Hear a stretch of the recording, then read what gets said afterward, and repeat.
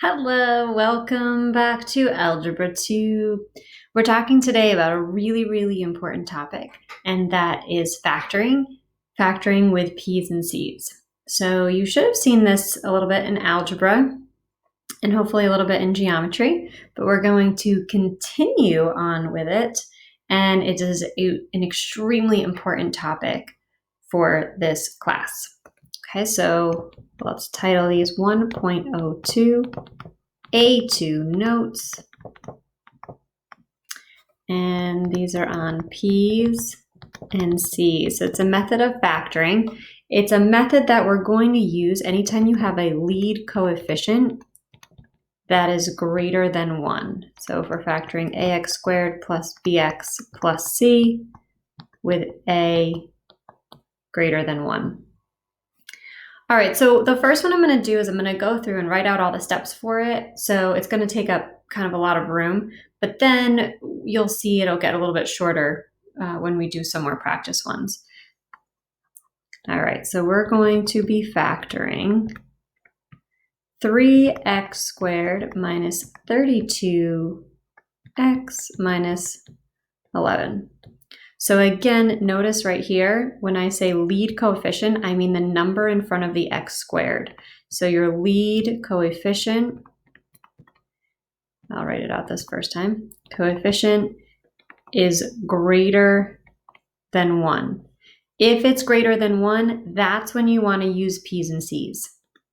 Therefore, those 3 dots in the shape of a triangle mean therefore use P's and C's.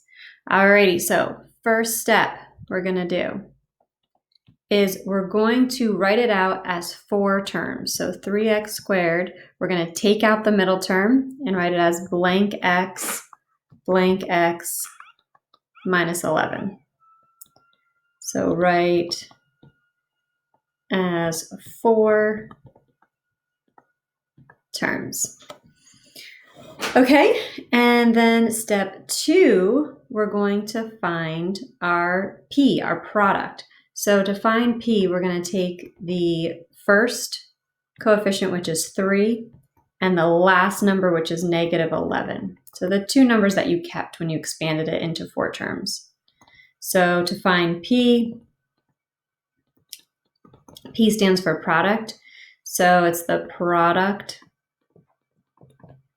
of the first and last terms. No x's, just the coefficients. So that gives us negative 33. Now we find our C. So our C is just our center term. So you have to go back to the original one, and it's the number in front of the x. So the coefficient in front of x, which is your B term really, but we're calling it C. So that would, and take the sign with it. So negative 32. So find C, which is your center term. Okay, next, step 4, I want you to find 2 numbers that have a C combined to negative 32 and multiply to negative 33. So I'm going to write that one right here. So find 2 numbers that have a product of P and combine to C. Okay, so if you struggle with this, with regular factoring or whatever, or this, then try going to your calculator, go to your y equals, and type in the last number normally divided by x. With this one, instead of just typing in the last number, you want to type in the product. So our product of our first and last term is negative 33. So whatever P is, that's what you're going to type here, divided by X. Then you're going to go to your table and you're going to look through. So mine, I was doing something, must be something different here in trig. So I'm going to do my change in table as 1. And I'm going to look through, and hopefully you see there's not a whole lot of options. Our best option, we can see we can get a 32 from 33 and 1. And since we want it to be a negative 32, the negative 33 and positive 1 would work. So those numbers would be negative 33 and positive 1. Next, step number 5. So for 5, we're going to actually fill in the blank. So I'm going to rewrite what I had up at the top here in step number 1, 3x squared blank x minus 11. And I'm going to take my two numbers and I'm going to fill them in. So I'm going to put in the negative 33 here and the positive 1 here. So I'm not putting in the p and the c. I'm putting in the two numbers that had a product of p and combined to c. So what I did here was I filled in the blanks. The reason I was writing all this out so that you have it in your notes and so you can use this as a reference when we're doing other problems. And then what we're going to do after we fill in the blanks, we're going to group them by pairs. So I'm going to take another color here and I'm going to group the first two, taking the signs with them, and then the second two. So I just group the first two and the last two. And then what I'm going to do is I'm going to look for a GCF from each one. So the first set is 3x squared minus 33x. So I want to take the GCF of those two. So I can take a 3 from 30 and 33, and I can take an x from x and x squared. So if I divide each of these by 3x, inside my parentheses, I'd be left with x. 3x squared divided by 3x would just leave me with x. Negative 33 divided by 3 is negative 11, and those x's would cancel. Out of 1x and negative 11, the highest number I could take out from both of those would be a positive 1. So if I divide each of these by 1, nothing changes. So I'm left with x minus 11. Okay, so that was step 6. So you're factoring out a GCF from each pair. Now, one thing you do want to make sure of is that these parentheses should be exactly the same. Parentheses should be the same. Mine are, they're both x minus 11. So now my last step is I'm going to regroup. Really what I'm doing is I'm factoring out the GCF of x minus 11. So I'm going to factor that out and write that once. And then the leftovers, whatever's outside those are going to go in their own set. So 3x plus 1, because it's essentially what you're doing here is you're dividing this term by x minus 11 when you factored it out, and then you're dividing this term by x minus 11, and then they cancel. So you just regroup. So again, most students just think of it as whatever one repeats itself, you're going to write once, and then the other set of parentheses, you write whatever's left over on the outsides. So there, all we did was regroup. And you're done. That's how you'd factor it. And this method just saves, I know it seems long right now, but it actually saves a lot of time, especially if you have bigger numbers. It makes the process a little bit easier. Okay, let's do a couple practice here. Let me add a couple pages. Okay, just gonna add one, I guess, at a time. And here we go. So now let's do number 1. So this is 1.02 continued. And we're talking about P's and C's, which you want to use when you have 3 terms. So ax squared plus bx plus c. And your lead coefficient, so that first number, is greater than 1. All right, problem number 1 is 14x squared minus 15x plus 4. Okay, so I'm going to go through this one with you, and then I'll have you try the next one on your own. So first step, and you can use the last page that we just did if you need help, is we're going to write it out as 4 terms. So I keep the first term, blank x, take out the middle term. Some people call this method also split the middle. So you take out the middle and split it into 2. All right, so now we're going to find our P and our C. Our P is the product of our first and last term, so we're going to do 14 times 4. And then our C, so 14 times 4, just in case you don't know how I got the 56. The C is our center term, so that's going to be the coefficient of x, which is negative 15. So now the thinking part is I need two numbers that have a product of 56 that combine to negative 15. So again, you can go to your calculator, go to your y equals, type in 56 divided by x, so 56 was our P, and then go to our table, and we're looking for two numbers that could combine to 15. And so we see 8 and 7 should work. We'll check our signs. We want them to combine to negative 15 and multiply to a positive. So they either have to both be positive or both negative. Since we need them to add to negative 15, we want them to both be negative. So we're going to do negative 8 and negative 7.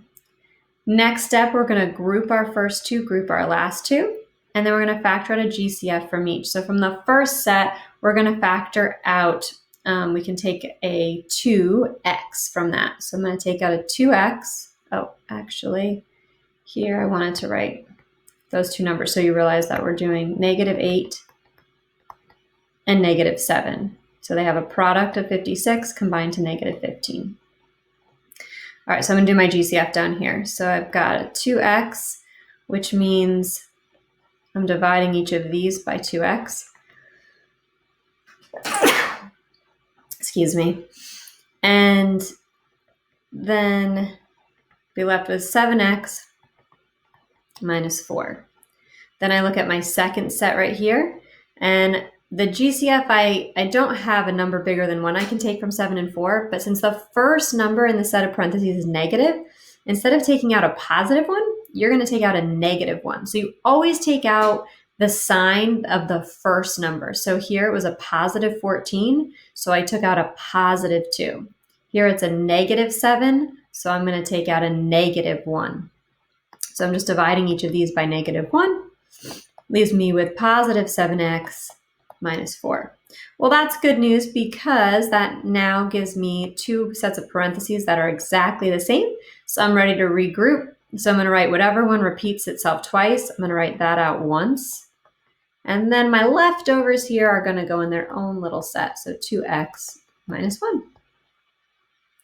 And you can always check your answer by foiling it out and seeing that you get back the original. All right, number 2. Number 2 is 5x squared plus 28x plus 32. Notice that your lead coefficient is 5, bigger than 1, which means we want to use P's and C's.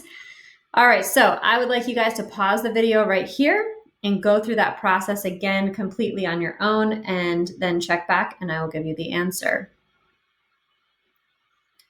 All right, your final answer for this one should be x plus 4 times the quantity 5x plus 8. It could be, you could have written the 5x plus 8 first and the x plus 4 second is fine too. If you need help with using P's and C's to factor this, please let me know so that we can go over that a little bit more. If you just need a refresher, watch the last two examples again and see if you can do it on your own after that. All right, next up, we're going to talk about dots, which should be review for you guys. Dot stands for a difference of two squares.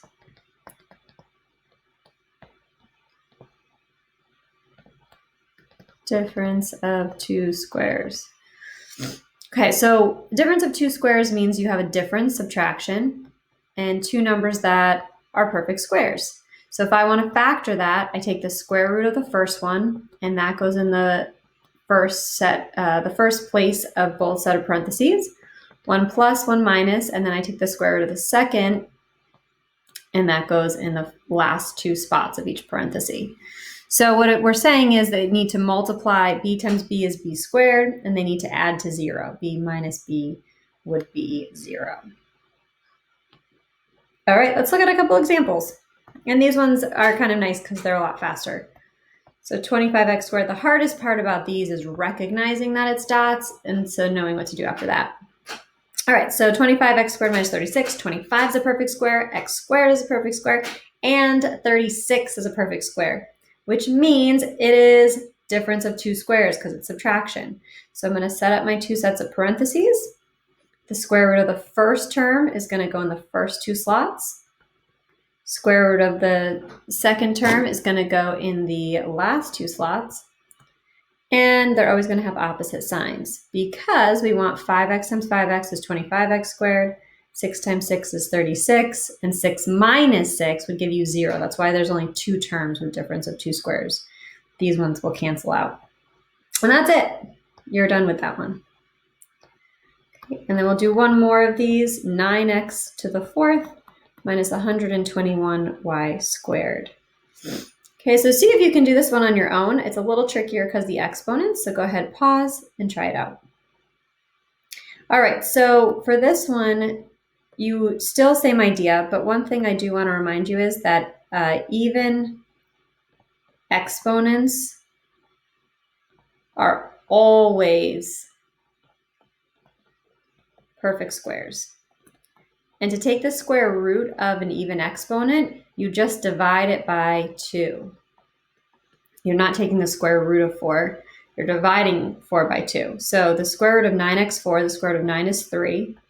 The square root of x to the 4th is x squared. And then different signs, 1 plus, 1 minus. Square root of 121 is 11. Square root of y squared is y.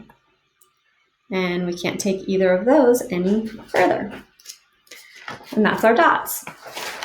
Okay, next up, number 5, is we're going to be talking about factoring completely. So hopefully you recall from algebra that when you factor completely, it typically means you're going to have 2 steps.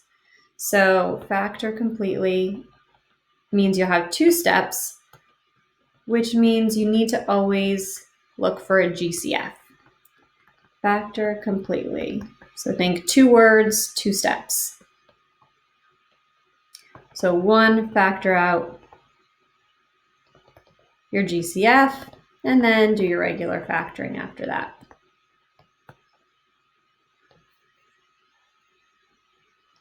Okay, looks like, I don't know where this came from. All right, number 5. We've got 4x squared minus 22x plus 10. So first thing we want to do is look for our GCF. So I look at all the numbers, the 4, the 22, and the 10. What number could I take out from all 3 of those? So maybe I think 4 first. Well, does 4 go evenly into 22 and 10? No. So then I go smaller, maybe 2. Yes, 2 goes in evenly to all of them. Do they all have at least 1x? No, 10 doesn't. It doesn't have anything. So I can't take out any variables. I'm just taking out a 2. Whenever I factor out a GCF, I write it out in the front, and then I divide everything by that number. So that leaves me with 2x squared minus 11x plus 10 divided by 2 is 5. Now, I said factor completely, so we want to make sure we're done. So we need to check, can we factor this? Well, this has a coefficient bigger than 1. It's a 2 in front of the x squared, which means we need to use P's and C's. Anytime it's bigger than 1, we use P's and C's. So I'm going to just hold on to this 2 and draw an arrow down because I want to keep that, but I'm not going to use it quite yet. So I'm just going to kind of hold it off to the side for now. All right, so we're going to use P's and C's. So I'm going to take this part, just the parentheses part, and I'm going to write it out as 4 terms. Blank x plus 5. I'm going to find my P is my product of my first and last term. So that's 2 times 5, which is 10. My C is my center term right here, which is negative 11. So I need 2 numbers that have a product of 10 and add to negative 11. So I'm thinking 10 and 1. I want them to multiply to a positive 10, so they have to have the same sign, either both positive or both negative. Since we're adding to a negative 11, they're both going to be negative. So now I take those 2 numbers and I put them into my blanks. So negative 10 and negative 1. Next step, I'm going to group them by pairs. So I group the first 2 and group the second 2. I'm going to hop down here. So now when I factor out the GCF of the first set, so the first set I could take out a 2x. So if I divide each of these by 2x, it leaves me with x minus 5. Here, again, the first number is negative now, so you want to take out a negative 1. And that's 1 is the biggest number you could take from both 1 and 5, leaving me with a positive x minus 5. Good news, our two sets of parentheses are the same. Yay! So now I rewrite that once, and then my leftovers go in the other set of parentheses. And then last but not least, and something a lot of students forget, is that 2. You cannot forget that 2 to bring that down. And again, you can FOIL this out to double check it. All right, number 6. We've got 600 minus 6x squared. So first, we're always going to look for that GCF. So I'm looking at my two numbers, 606. I can take out a 6, so I write it down, and then I divide each of them by 6, leaving me with 100 minus x squared. Now I look at it in the parentheses. Can I factor that further? I sure can, because they're hundreds a perfect square, x squared is a perfect square, and it's subtraction, so it's a difference of two squares. So to do the difference of two squares, I'm gonna bring my 6 down here. Square root of 100 is 10. So this is going into this and this. Square root of x squared is x. 1 plus, 1 minus. And that is as far as I can take that one. All right, so last thing we're going to be talking about is solving equations. So we're going to do the same thing that we've been doing here, except we're going to take it a step further and we're going to solve it. If the only time you can ever solve is if you have an equal sign. Okay, so to solve quadratic equations. So again, that means you have an equal sign.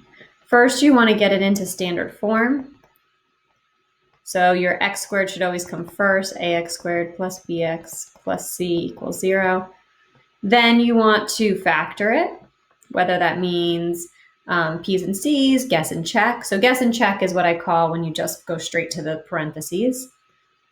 And then you're going to set each factor, meaning each set of parentheses, equal to 0. And solve.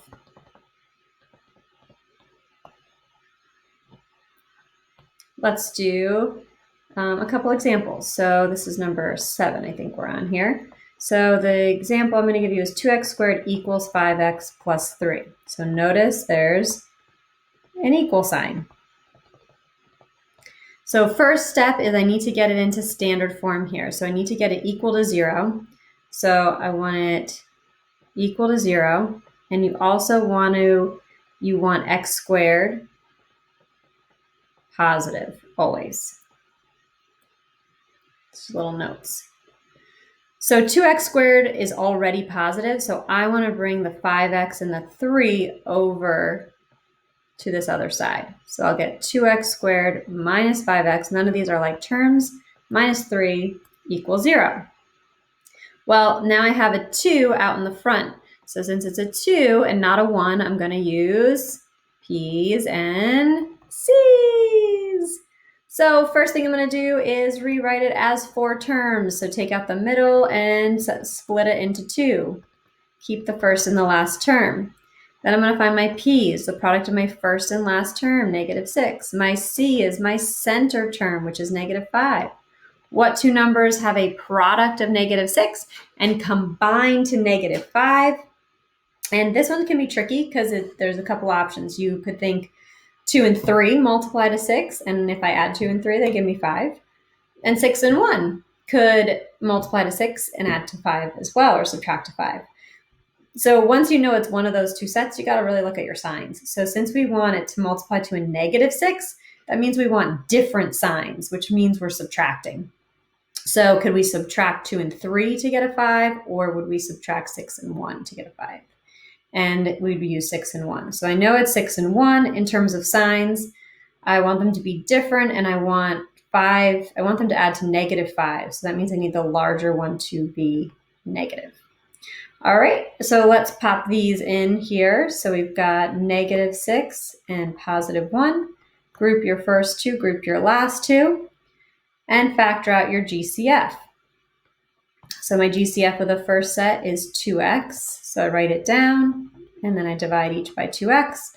Inside the parentheses is what's left. So I have x minus 3. Here, my GCF it's a +1 in the front, so I'm going to take out a +1. So nothing changes inside of there, still equal to 0. Parentheses are the same. That's good news. So I rewrite that out once, and then my leftovers go in their own little set of parentheses. And so I've got x minus 3 times quantity 2x plus 1. And now we're going to solve. So I'm going to draw my line and set each factor equal to 0. Really important that you show me this step right here that I'm writing out. If you don't, you are going to lose points. This is important work that you need to show. And then you're going to add over your 3, and then here subtract our 1, and divide by 2. So I get two different answers. I get -1/2, and I get +3. And then what I would recommend doing is check. So I did a check symbol, but it should say check using your y1 and y2 in your calculator. So quick refresher on that. Go to your y equals, type in your left-hand side. So that was 2x squared. And for the right-hand side is 5x plus 3. We always use the original. We've got two answers, so I'm going to go second window. I'm going to start at the -1/2 and then go to my table. And y1 and y2 are both 0.5, so that checks. Then I would go back and start my table at my other answer, which is 3, and check my table, 18 and 18. So both answers check since y1 and y2 are the same. All right, and number 8. Is x squared equals 52x. So even though it's not 3 terms, you still want to get this one equal to 0, and you want to keep your x squared positive. So subtract over your 52x. The first thing you should always do is look for a GCF. So our GCF here is x. And this one, even though it's shorter, it tends to be a little trickier for students. So inside the parentheses, I'm left with x minus 52, and I can't factor that any further. So at this point, I can now draw my line and set each equal to 0. Again, make sure you show the step of setting the factor equal to 0 and then adding over the 52. So I have two answers, 0 and 52.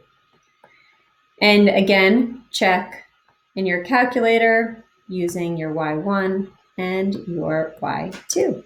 All right, that is it for our 1.02 notes today. I hope you enjoyed your P's and C's because they're a lot of fun, and students really do end up actually enjoying these. So I hope you are one of those students that enjoys P's and C's. And the more you practice it, the easier it will get. Have a great day. Pie out.